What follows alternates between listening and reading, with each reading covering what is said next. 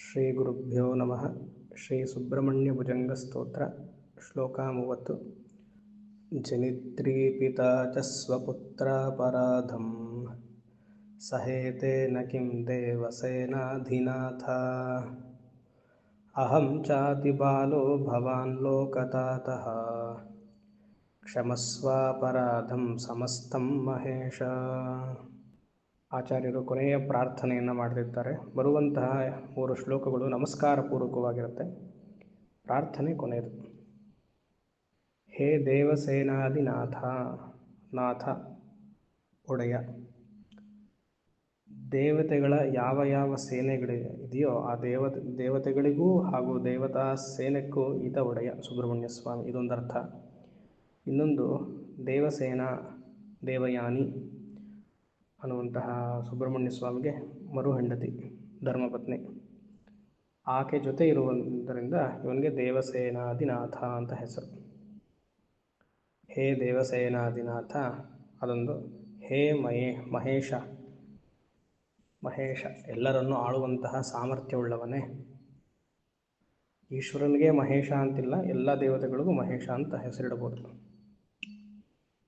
ಕ್ಷಮಸ್ವಾಂ, ನನ್ನನ್ನು ಕ್ಷಮಿಸು.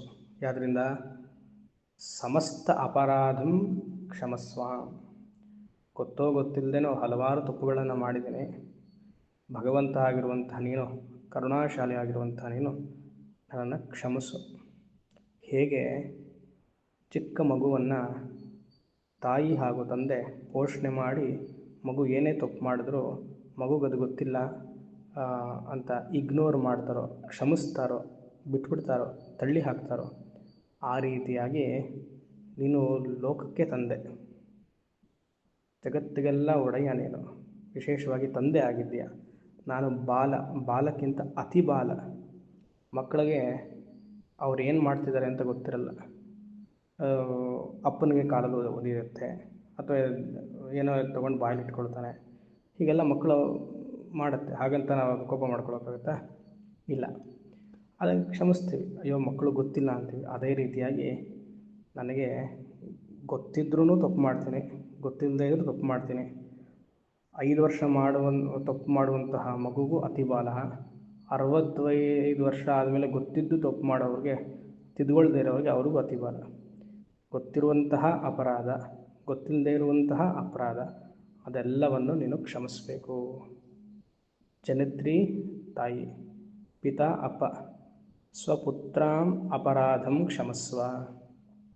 ತಂದೆ ತಾಯಿಗಳು ಹೇಗೆ ಚಿಕ್ಕ ಮಕ್ಕಳನ್ನ ಕ್ಷಮೆಯಿಂದ ನೋಡ್ತಾರೋ ಹಾಗೆ ಅಹಂ ಅತಿ ಬಾಲಃ ಭವಾನ್ ಲೋಕತಾತಃ